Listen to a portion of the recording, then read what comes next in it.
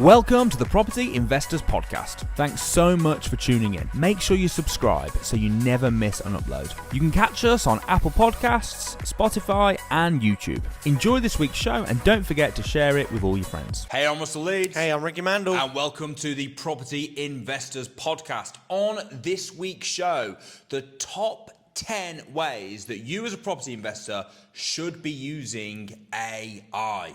Now, is AI something, obviously, I know these are the ways that you use it on a regular basis. Are you one of those people that's scared of AI?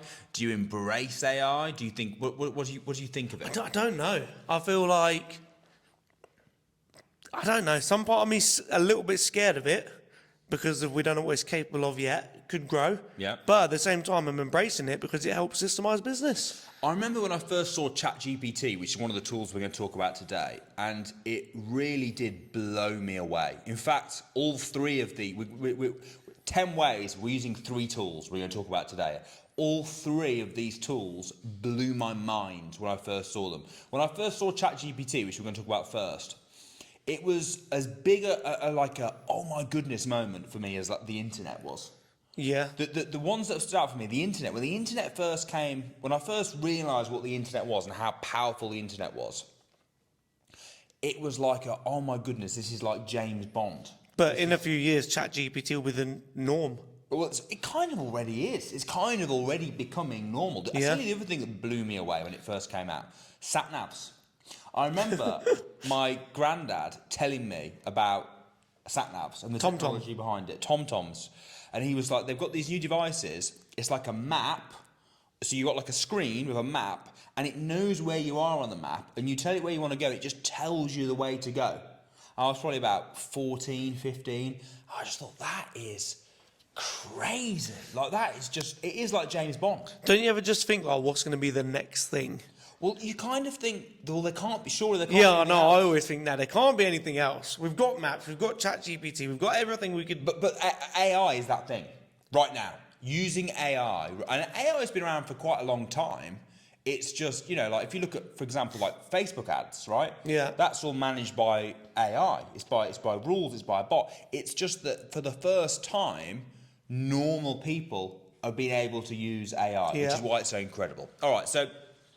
let's have a look then at the top 10 ways that we use AI in our property business, starting with ChatGPT. So ChatGPT is an amazing tool where basically you can you download the app. I think I pay about £10 a month or something. Yeah. So it's not too expensive. It's pretty, well, for what it is, it's a bargain. But you download the app and you can basically ask it anything. So you can go on there and you can ask it to do whatever you want. So here are some of the ways that we use it. The first thing is to respond to emails. So if you get an email come through, you can literally copy and paste the email into ChatGPT and you can just say, respond to this email. So when you do that, do you take what ChatGPT gives you and mostly use it, or do you take it and then take inspiration from it? Well, here's the thing. What I would say is ChatGPT is what... For example, if you just did what I just said, and you just popped it in to respond to this email, it might respond in a way that you don't want it to.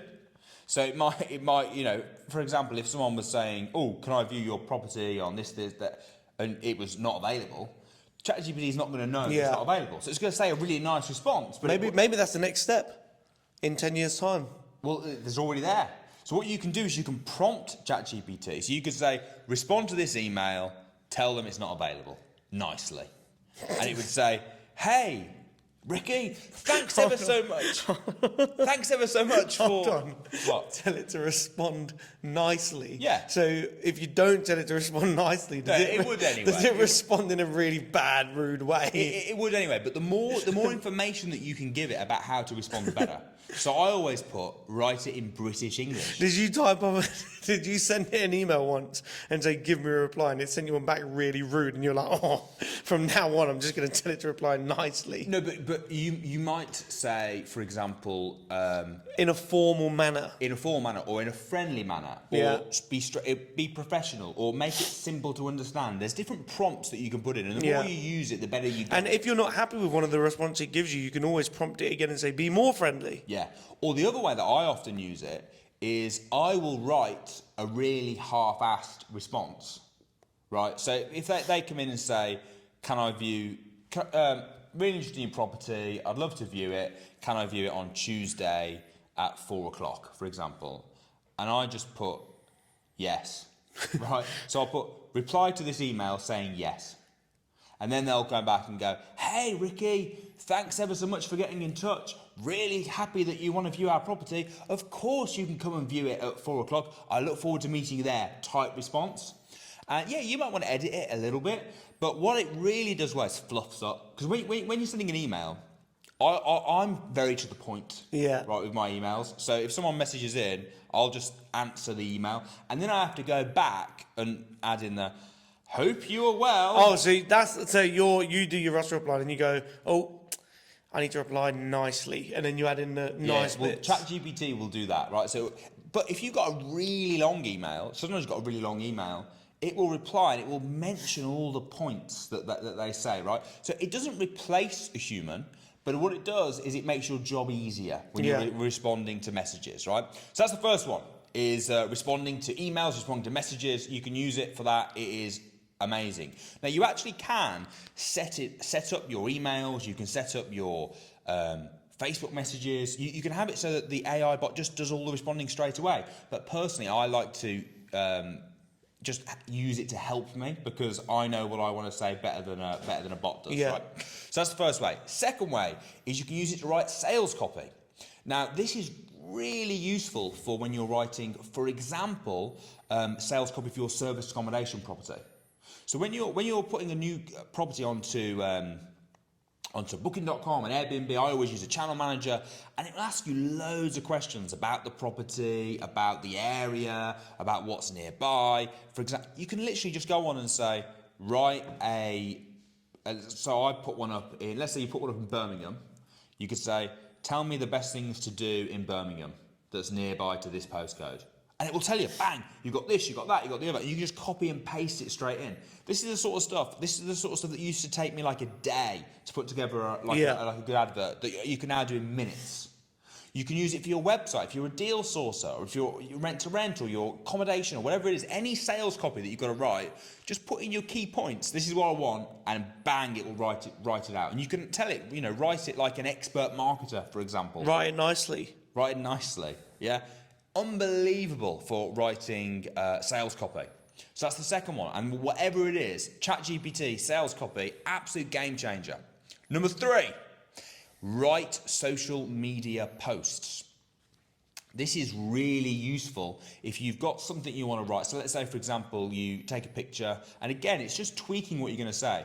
Take a picture and let's say you took one of you in New York, right? Yeah. You've just been to New York. Yeah. Took a picture of you in New York, and you could say, write an Instagram post, I'm in New York, and I want to encourage other people to become financially free like me, so that, in fact, have you got it on your phone? No. No, my phone's recording, annoyingly. I'd love to show you. But I'm in New York, and I want to inspire people to become financially free.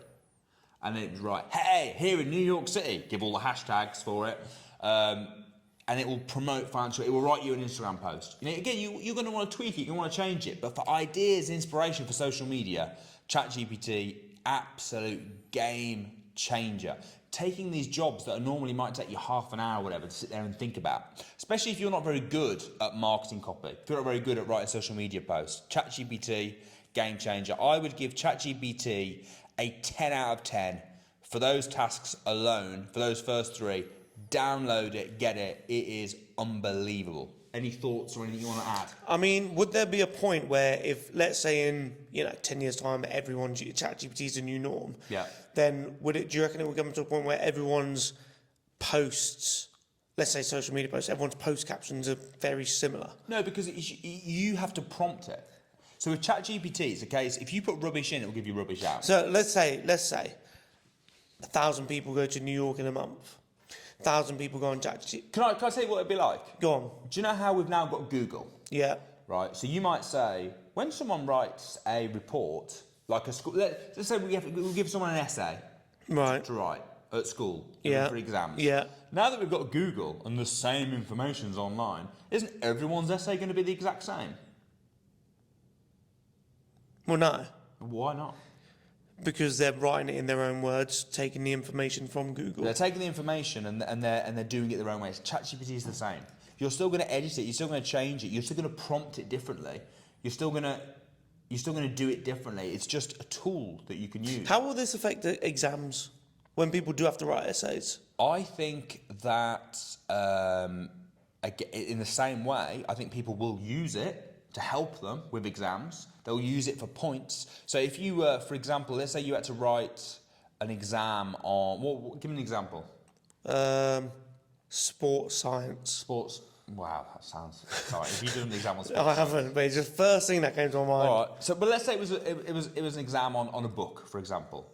You could say, well, that's what you normally write. That's what I wrote about when I did my essays and stuff. It was normally about a book, right, or a topic. Not like sports. Sports science is like saying. Well, if you're not going to take my answer, then don't ask me. I'm not going to take your All answer. right, well, a book. All right, let's take a book. All right. So you might Which say, book? You, Buy low, rent high. Buy low, rent high. You might say summarise buy low, rent high for me. Yeah. And it will summarise. It will give you the key point or what are the key takeaways from buy low, rent high. Then it might say, you find properties and you add value to them. Yeah. Then you might say, okay, so you might take that point. You might say, okay, how are you adding values? BRI. Then you might research it. So it'll help you with the structure and things like that. It's not going to write the whole essay for you, although it could do. But then, yeah, it would be a bit samey. You're going to want to use human input. Yeah. All right. It's very interesting. Cool. Next. This is awesome. This is the next tool you have to get. So you have to get ChatGPT, number one. Next tool you have to get is something called Read AI. I use this all the time, right? So Read AI, basically, it jumps onto your meetings. Now, I don't know about you.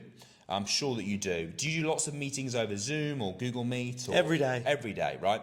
So what this does, this tool, Read AI, it comes onto the meeting with you, the AI bot. Does right? it come up in the window? Is it like a participant? Little tab at the top. Can you tell it, AI, turn your camera on, we need to see you? Yeah, it looks like Terminator sitting there in the background. So no, it comes onto the meeting with you, and at the end of the meeting, it sends a report to the people that were on the meeting, and it gives you a full transcript of the meeting. It gives you summary points. So here are the summary points. It also gives you action points. So let's say during the meeting, I said, "I tell you what, we were on the meeting, and I said, I'll call the client and I'll tell them X, Y, Z." It will say action points. Russell said he was going to do this. So at the end of the meeting, sometimes our meeting's like an hour and a half long. To have a summary of the meeting and then all the key action points that everyone said during the meeting and a recording. So attached to the action point is a little recording of the bit that I said it. Oh wow! So you can go in and check it. So you got the whole recording of the meeting. You got the full transcript. You got your summary of the meeting and your action points. Really useful as well. Let's say I was meant to come on the meeting but it didn't come, because I'm in there, it will still send me the report. So you can get the reports, quick summary of all the different meetings that are going on in your business, or if you've got staff. Absolute game changer. Read AI, unbelievable tool. Again, I'm gonna have to give it a 10 out of 10. Jeez. Everything AI is a 10 out of 10.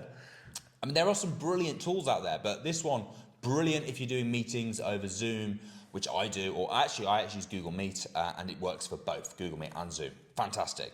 All right, next, this is the really nitty gritty. This is one of the best stuff now. Number 5, and this is actually ChatGPT is great for business activities or writing activities. Read AI is the same. This next tool actually is going to put money in your pocket, because what is the most important skill you can have as a property investor or property entrepreneur? What's the most important skill? What you got to be able to do? Find good deals. You've got to be able to find good deals, right? You've got to be able to find good deals. Find good deals. And this AI, Deal Sourcer AI, actually shows you and finds good deals for you. It's like having a full-time free deal sourcer. Is it? It's not free deal sourcer. Did I say free? No, I said free. It's actually not free. I think it's free for a week. Yeah, it's free for 7 days. Yeah. Yeah. We've got free for 7 days, and I think it's like 15% off or 20% off. I'll put a link in the video below for all 3 of these brilliant AI tools. This is called Deal Sourcer, and the first one, right, is it's a personal VA that works 24/7 for you. So it's built its own VA. It's like a little AI bot. And what it does is it goes across the internet looking for deals for you. So you set the parameters of what you want. This is the type of deal I want. This is where it is. This is how much I want to spend. This is what the ROI I want to make. Whatever it is that you want, you tell it. And it goes around across the internet, scrolling Rightmove and all these sites, looking for the exact deal that you have asked it to find. And when it finds it, it sends it to you. How amazing is that? It's your very own bespoke deal sourcer. Bespoke deal source that's looking for deals for you while you're sleeping. In the background while you're asleep. It's crazy. Unbelievable. Even on Christmas Day. Mate, even on Christmas, even New Year's Day. Every day. Right? It's incredible. Right? Absolutely incredible. Next thing that it can do is it can find you properties that are in negative equity. So do you want to explain very quickly, Rick, what negative equity is? Because at the moment, before this tool, if I wanted to find a deal in negative equity, what I'd have to do is I'd have to go and look at houses on Rightmove that were for sale. I'd have to go and look at the sold history and check to see what they sold for, and if they sold for less than what they are. It's a long now process. Or more. It's a long, laborious process. This does it in seconds. Yeah. So literally, you just go on, type in an area. So let's say you wanted to look for negative equity in Liverpool. You just put Liverpool. It'll give you a list of all the properties that are on for sale right now that are in negative equity. So do you want to explain what negative equity means? So negative equity is when the mortgage or the debt on the house is larger than the value of the house. So it could be that you bought the house 10 years ago with a mortgage and you have an outstanding mortgage of 100 grand, but since you bought it, there's been a crash, the house has gone down in value, and now the house is only worth 75 grand, which means the debt is higher than the value of the house, which means you'll struggle to sell it. Because in order for landlords in negative equity to sell their houses to pay their mortgage back, in that scenario, they'd need to sell it for 100 grand so they can pay the mortgage company back the 100 grand that's outstanding. But it's not worth 100 grand, it's worth 75. Yeah, so in essence, they bought it and it's gone down in value, and now they're trying to sell it, and they're trying to sell it for less than what they and like you said, if you want to find that on Rightmove, long process. Literally, I used to have a full-time member of staff Just do that. just to do that. That's all they used to Because do. you have to go through every single property, look at the sale history, compare the two numbers, and not every single house that you look at is going to be a negative equity. No. So it's a long process. So why is it so good as a property entrepreneur, property investor, to find properties that are in negative equity? Well, because the negative equity properties are the best leads and opportunities to do a lease option agreement. Because the property's on the market, the landlord wants to sell it, but they can't. So they want it off their hands, they want to sell it. So if you offer a lease option, which is where you rent it, it's basically rent to buy. So you could turn around and say, look, you bought it for 200 grand. Yeah. You're trying to sell it now for 180. Yeah. I will give you the 200 grand for it. Yeah. In 10 years. Yeah. Or 5 years. And as long as they don't need the money now, or they can't access the equity, it's a win-win. It's a win for the landlord, because what do they want to do? They want to sell it, get the property off their hands. They don't want anything to do with it anymore. So you'll come along and taking it off their hands. In fact, it's so much even, it gets even better for the landlord. Because if let's say it's on the market for 100 grand, right? But it's worth 75.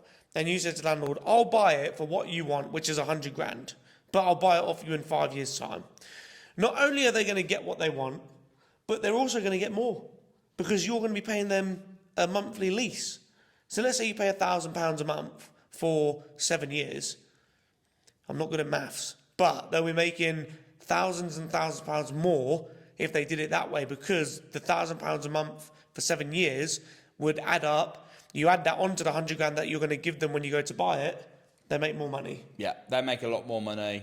And from your point of view, you're taking a gamble, but not much of a gamble, because it's a lease option agreement. Yep. But you're banking, I suppose, on the property going up in value. Yep. Which means that in the 7 years, 8 years, 10 years, 5 years, whatever it is that Yep. you've agreed, you've got a very good chance of getting an absolute banger of a deal where you're buying a property for now 200 grand, that's now worth 300 But grand. also you've got control of it, so you can rent it out, pay the landlord their rent, you've got your overheads and expenses, and then hopefully, if you do it correctly, you'll be left with a good, healthy profit. So you're going to cash flow nicely now and then get a banger of a deal. It's a win-win. an absolute brilliant deal for everybody.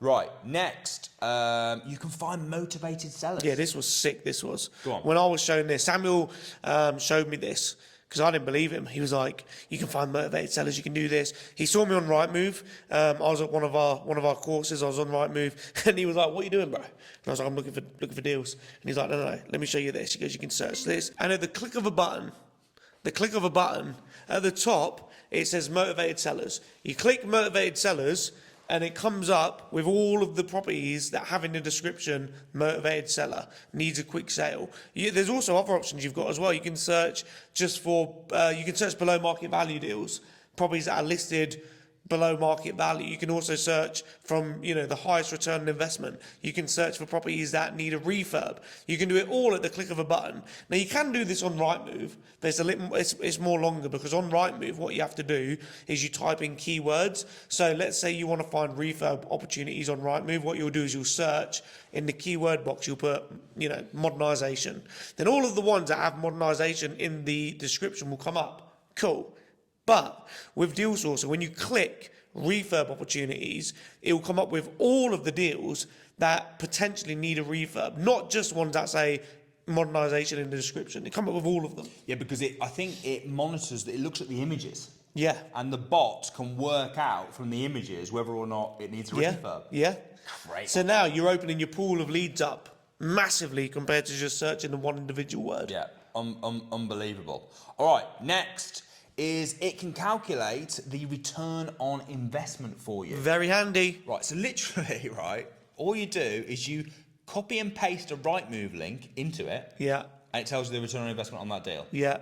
Now, obviously, it's going to be working out things like how much money you're going to be putting in, and it's going to be using averages. You can then go on and you can edit it. So you can edit the mortgage rate, for example. You can edit the refurb. It's going to guess the refurb. It's going to use the calculator and everything to do that. But what a brilliant way of, number one, giving you a rough idea straight away, and then you can just go through and change it rather than having to work everything out from scratch. Yeah. Bang. Just put a Rightmove link in. Here's the ROI. Well, it's so useful as well. If you're not even if you're just buying for yourself, but if you're a deal sourcer, you can take all of the information that this gives you, download it onto a spreadsheet, and then you've got your information ready for the investor. And now, of course, you need to back it up with evidence. You need to do your due diligence and back it up. But it makes it easier to package the deal for the investor with the information. You have to. It goes back to the essay thing. Spend a day getting a deal ready to send out to an investor to give them the information. Spend a day putting it all together, or use Deal Sourcer to extract the information. Use AI to back up the evidence, back up what you've put with Deal Sourcer with the evidence that you put into it. There's your package deal. Yeah, it is crazy, absolutely crazy. All right, next, number nine. You can use it to quote a refurb. Now, I was skeptical of this, so I was like, how does this actually work? So what you do is you go on, you put in your what you're buying the property for, so the asking price or whatever it is you've agreed. You put the postcode and you put the size of the property, although you can actually use it to find, you can use the same software to find the size for you as well, which is crazy. But you put the size of the property and you put what type of refurb. So I think it's like literally new build, like knock it down, start again type thing. You've got a heavy refurb, which is like a back to brick type refurb, an average refurb and a light refurb. So they're your different refurb levels. Now this is like a proper refurb. This isn't just like a lick of paint. Yeah. It's as if it's a BRR, it needs a refurb. You put that information in, and what it does, when like a quantity surveyor, for example, prices up, if you've got a job and you're like, right, how much will this cost? And they price it up. How they price it up is they go and they've got like data which is of similar jobs. So you might have like, these are all the different types of jobs that need doing, and they'll go and look at it, and they'll look in the area, because obviously it depends on the area, and they'll see, right, in Warsaw, for example, there were other people that did that exact work. This was the average price per square metre for that job, and they calculate it like that. This AI tool does the same thing. So it's got all that data from all the quantity surveyors and everything. It's got built into it. So you know your area, it knows the square metre, it knows which house it is, and it knows the type of level of refurbs. It's taking all those averages and it just calculates it for you within 2 seconds. I've just had a really random thought. That sounds like you. Planes use AI to fly. Right. Is that right? Well, I know basically, yeah, similar. Because the pilot pretty much just takes off and lands it, right? The pilot just sits there and does nothing. Most of the journey, yeah. So how is this only just coming like to life now? We've had planes for years. But I said that to you at the beginning. AI has been around for years. Look at Facebook. Look how much Facebook knows about you. Do you think it's like loads of people just writing it all down? It's crazy. What's happened is it's just become available in the last, couple of years. It's just become available to normal people. And now that the technology is there, more people are jumping on, adapting it, and doing stuff like this, making it available for property investors. Here's the final one, number 10. So we've got quote refurb, we've got the ROI. This one's massive as well. It can give you a property valuation. So you can put any property in. You can just search the address. You go on, just search the address, and it will give you a valuation of the property. But not only does it give you a valuation, normally gives you a bit of an estimate, it will also give you some comparable properties. You can go on, so it'll put them onto a spreadsheet, so you can go on, you can look at them yourself, so then you can work it out for yourself to sense check it as well. Because it might be when you look at the comparables, you're like, we're not going to use that one, we're not going to use that one. But, normally if I'm doing a valuation myself, you're looking at least half an hour of work. Yeah. To go on, find the comparables, go through this, click of a button, list of comparables on a spreadsheet. You can just go through and just sense check it, check out the ones that aren't. It's turned it from 1 second to give a rough estimate, but probably like a 5-minute job to do as good of a job as it would have took me to do half an hour before. Yeah. So this is where AI is amazing. It's brilliant at doing it just itself, but if it can show you the data and how it got there, you can sense check it and go on and check. So for property valuations, all the information on a property, you just put the property in. It's like, this is how big it is. This is the EPC. This is the floor plan. Here are photographs when it used to be on the market. Here's this, here's that. All the information that's available online, bang, put together into a nice little package for you, gives you all the information on the property, a full breakdown of the information of the property, an estimated valuation, and the comparables that you can use as well. Which I think is an unbelievable tool. So they are the top 10 ways that property investors, property entrepreneurs like yourself should be using AI. You need to download these 3 apps immediately. You need to get them on your phone, get them on your computers, ChatGPT, Read AI, and Deal Sourcer. I am going to put links below. Make sure you go on and download them. Make sure you use them. But also, I'm sure there's ways that you guys are using AI that we're not aware of. No. Or we don't know. Comment below. Let us know. How else should you be using AI as a property investor? Because this is the time. Do you know, like when the internet first came on, all these big companies jumped onto the bandwagon. Right now, it's time for you to jump onto the AI bandwagon. Now is the time to be an early adapter. Now is the time to start using it because it's only going to get better and better and better. I've been Russell Leeds. I'm Ricci Mandal. See you next week.